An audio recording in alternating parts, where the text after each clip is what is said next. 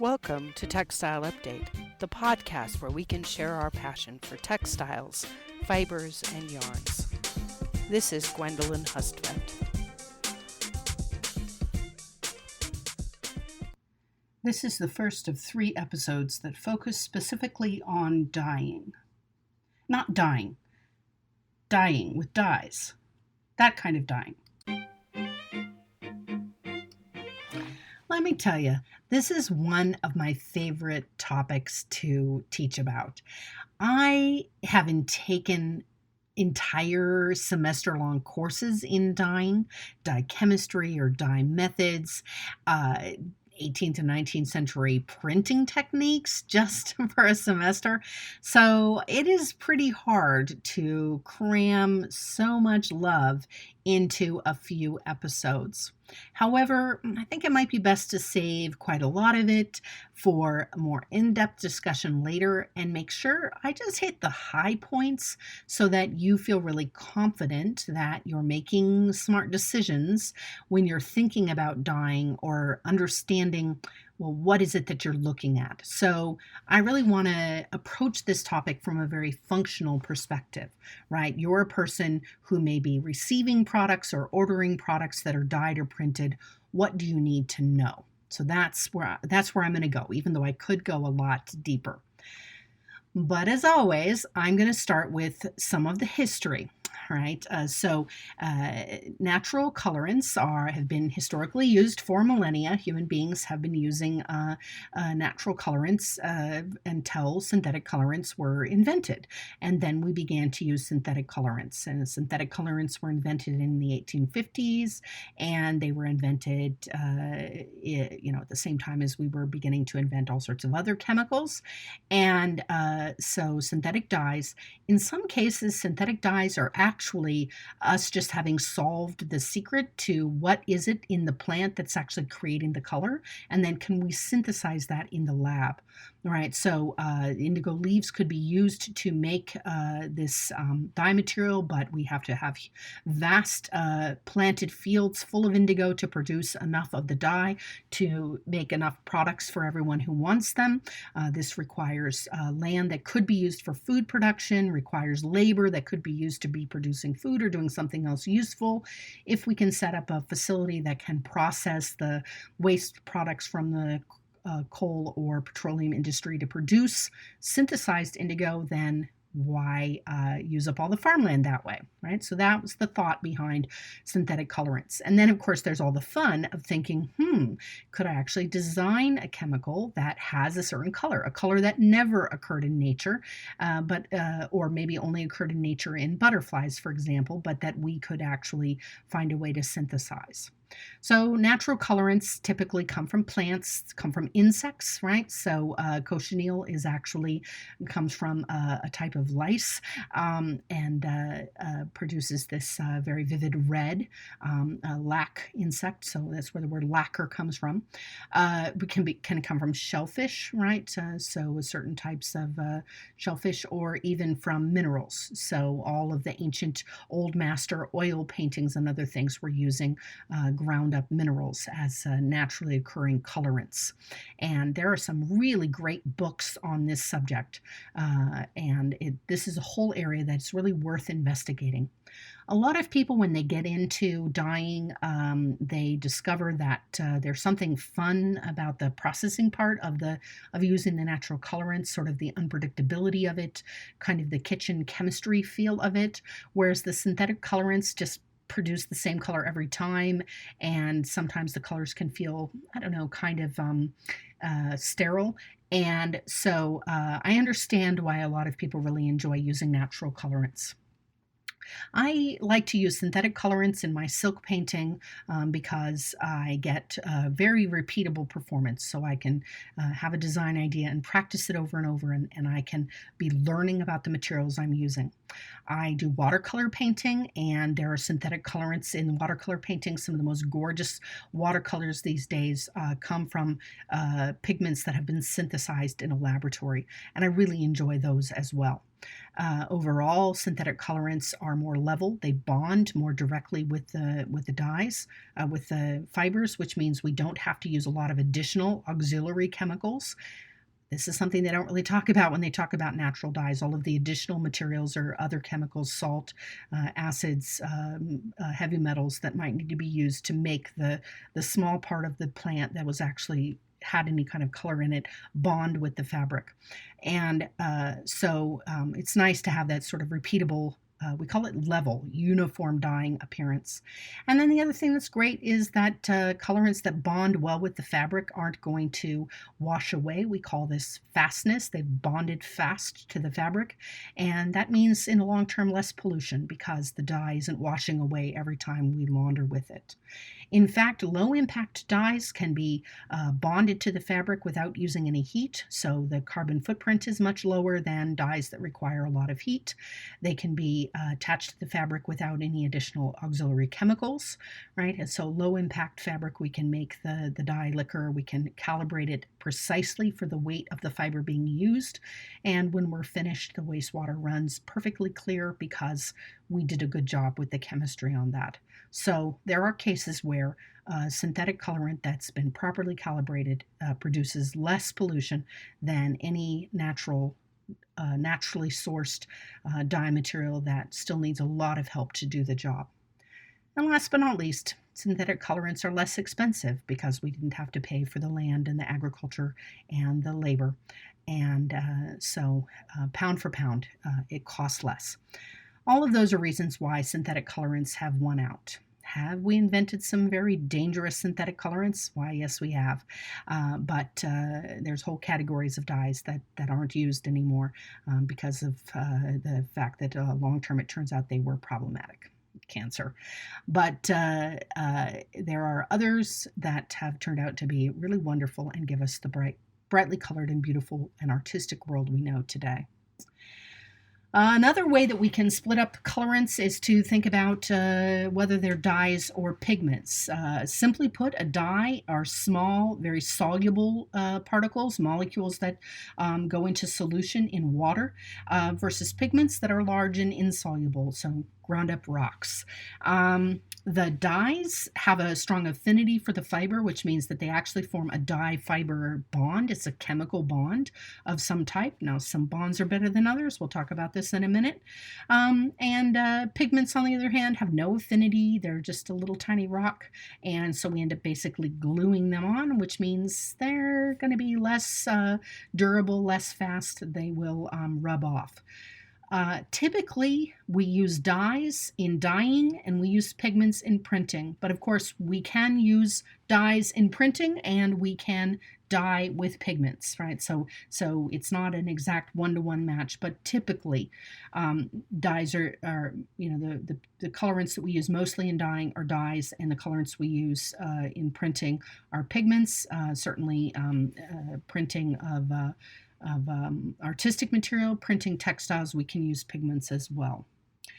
Now, because dyes form a bond with the fiber, the dyes are fiber specific. So the dyes that are attracted to cellulose are not the same dyes as are attracted to synthetic fibers and are willing to form a bond with the fiber. The chromophore, that's the name of the molecule that creates the color. So the dye is a chromophore. The chromophore has a specific shape, right? The molecules, the carbons, the hydrogens, the nitrogens, right? They have a specific shape. And that means that they want to bond with a specific set of molecules and elements that are sticking out of the surface of a polymer in a certain way. And so there are some dyes that really are just born to be with a certain fiber.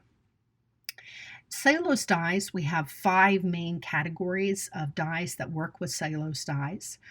The azoic dyes include those dyes. Most of the banned dyes are in the azoic category.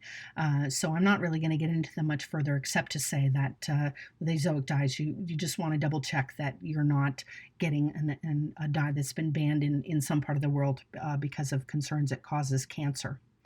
Sulfur dyes have sulfur in them, and that's great, especially if it's going to form a sulfur bond with the fabric. That's a very sturdy bond. Sulfur dyes, black dyes are very often sulfur dyes, so we can get these really nice deep black chromophores. So not black pigments, not just ground up coal, not just ground up carbon, but actually a chromophore, a dye that is black.